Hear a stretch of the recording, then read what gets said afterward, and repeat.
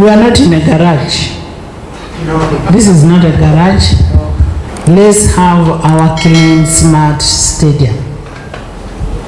And we should have it as soon as yesterday. We also need to know who leased out the land to Pioneer. How much money did this government of Uganda earn out of NTR? As far as I'm concerned as a client, I do not have any contract.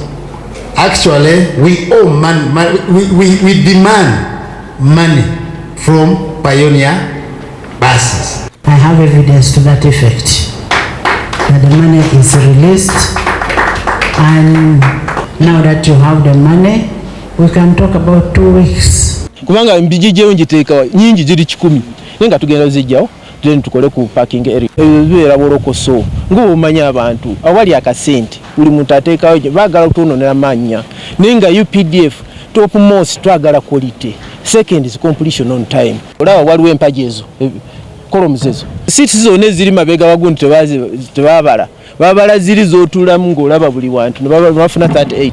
Recently we have increased the number of workers. Casual workers now we brought in 150. We find out that most of the cleaners are women. I want to have Honorable Minister write back in 2 weeks to the CAF Secretariat, inviting them to come and reassess